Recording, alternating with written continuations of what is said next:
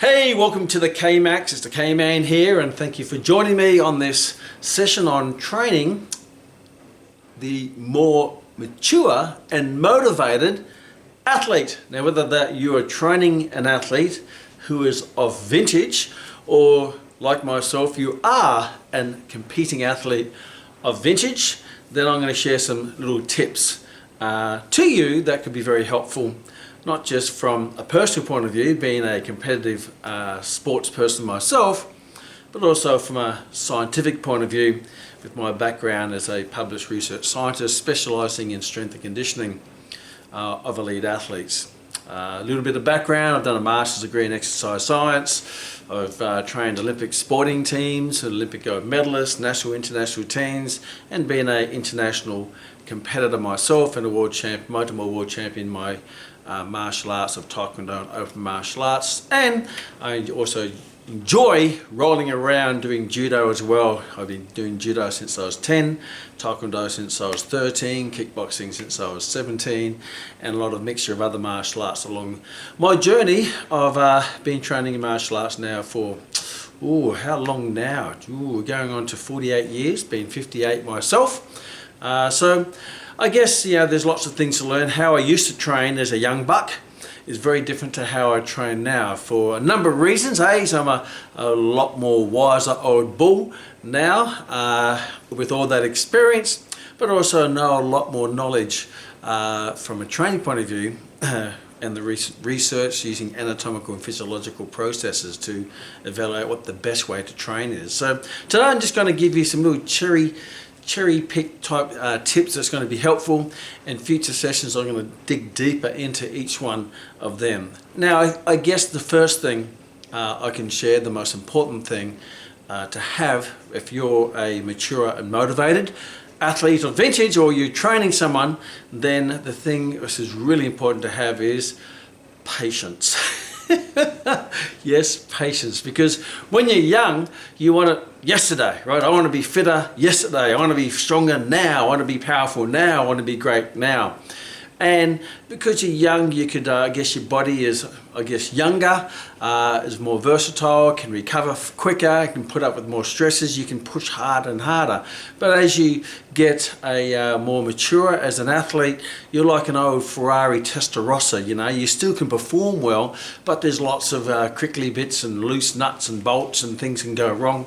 So what you have to do is know your limitations by all means, and I don't like to put a limit on you, but you can break those limitations, but you have to be far more patient. Results will come slower because you can't necessarily train as much, you don't have the training volume, sometimes you can't train at the high intensity for long periods of time, you don't have the recovery, and all those things can slow the process down. That's not to say that you still can't progress by all means, you just have to be patient. You've got to be patient of when to put the foot on the accelerator, but most importantly when to put the foot on the brake. So be patient in your progress, but also be patient if you do get injured, and be patient in your recovery from sessions to session, but also from injury to injury, because we're more inclined to get more injuries because we've been on the racetrack a lot longer, so more things are going to go wrong over a period of time, because volume of training mixed with intensity is going to lead to overtraining, wear and tear of the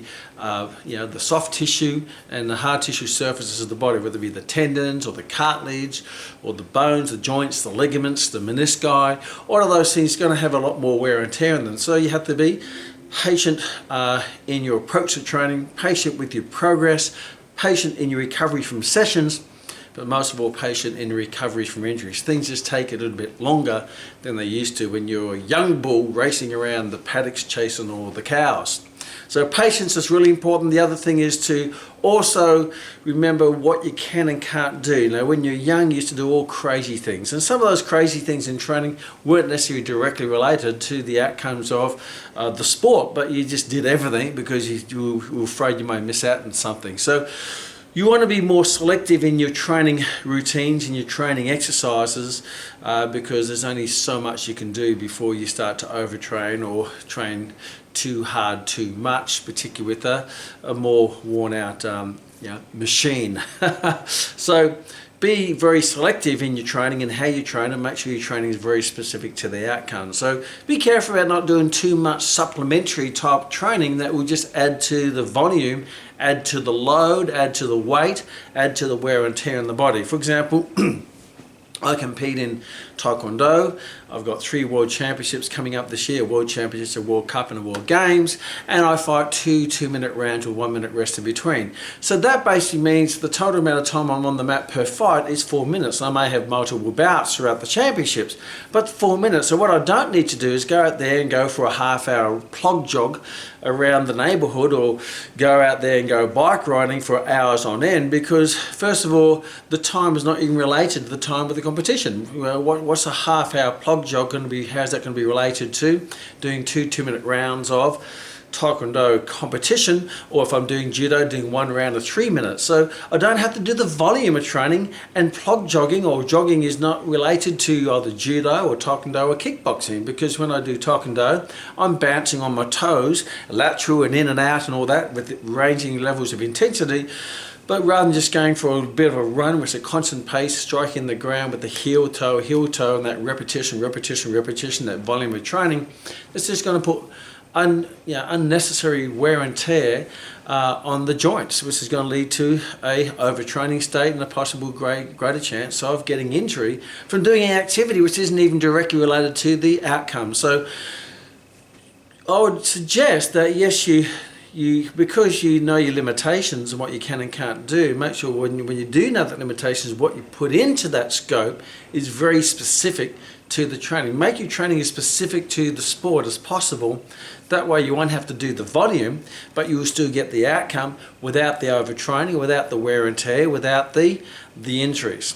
And obviously as an elite athlete or as an elite mature athlete, there's some things you can't do anymore that you used to do when you're young, whether it be a technique, and for me it might be doing a tornado kick in Taekwondo, or it might be doing a quite complicated judo technique, whatever it might be, which puts a lot of strain in the body, where I don't necessarily need to put my body through that strain anymore by doing that technique. So I'm a bit more selective in the weapons of choice that are effective, efficient, and they don't put stress on my body, and I can still win the championship. So I'm not going to maybe do so much the fancy techniques or the highly complicated techniques or the more stressful techniques, because I have to train for them, and that's just going to put undue stress on my body. I can still win, but I'm going to be more selective in my techniques of choice to win the competition. So there's just a couple of things to start with.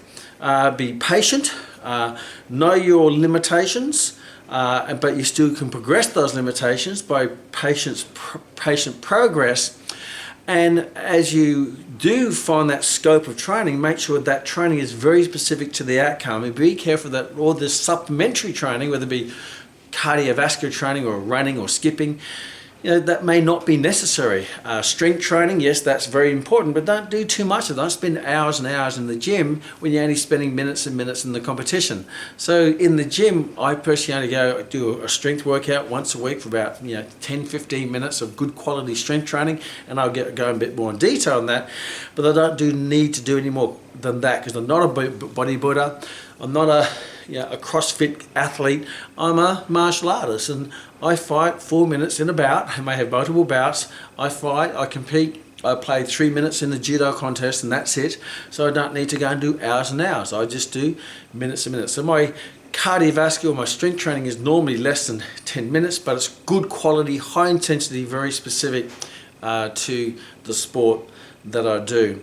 That way I'm not going to get all the added injuries, overtraining, being worn out, taking my time, because I enjoy my time being more of a semi-retired sports person, where I love doing my judo, I love doing my Taekwondo, I love doing my kickboxing, but also I love the other aspects of life, and I'm not going to have my life consumed by training for a 4-minute Taekwondo event or a 3-minute judo bout, because I can train smarter than that. So be smart, and I'll go through more sessions we'll dig a bit deeper into how to train cardiovascular from a physiological, anatomical point of view, strength training techniques that could be beneficial to help you, make your training smart, efficient, and effective while enjoying life. See you in the next Kmax.